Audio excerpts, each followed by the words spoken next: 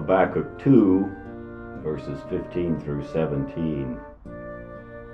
Woe to him who gives drink to his neighbor, pressing him to your bottle, even to make him drunk, that you may look on his nakedness.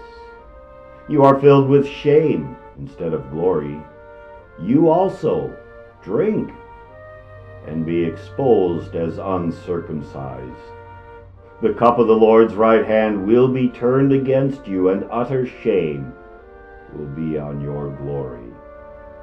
For the violence done to Lebanon will cover you, and the plunder of beasts which made them afraid, because of men's blood, and the violence of the land and the city, and of all who dwell in it.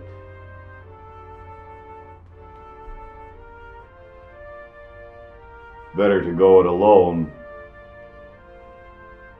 than to compel or drag others along with you.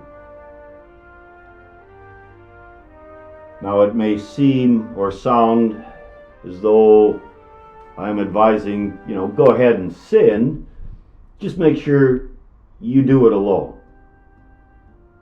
Don't encourage, don't bring someone else with you into your sin. That's not it at all. That's absolutely not correct.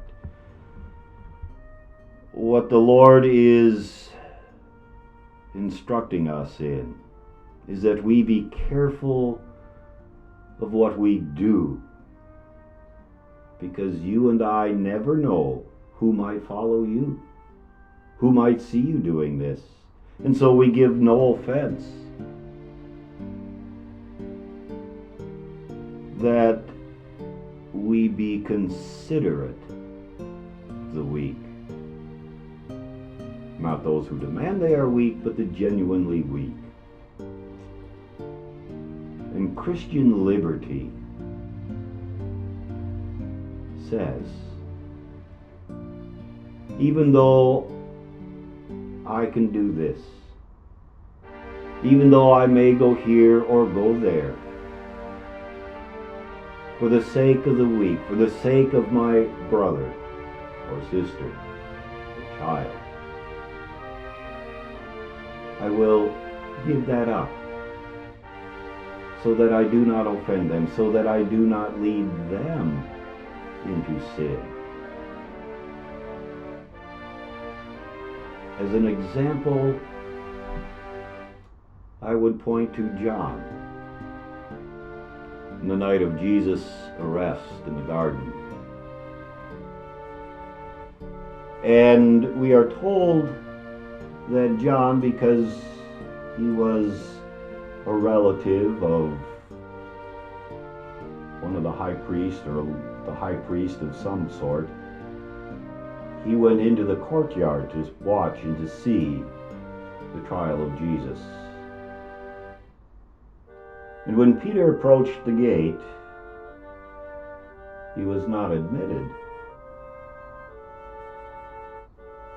until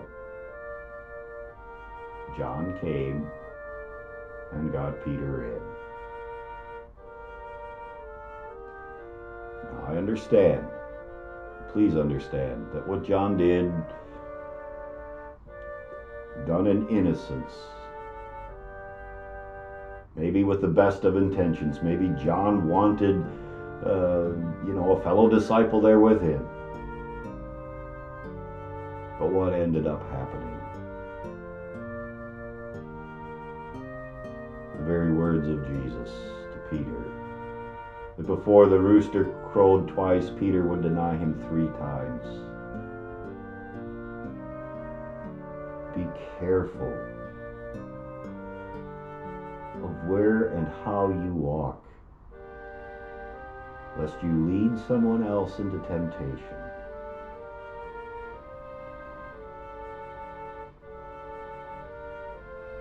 When it comes to the proud, they don't consider this. They only consider themselves. And it's because they want to, they lead others into the same sins because they want to ease their guilty conscience. Whether they recognize it or admit it or not, doesn't matter. That's the fact. And they reason, well, if everybody else is doing it, if I get the majority of people doing it, then it must be okay. But the burden falls. Verse 16.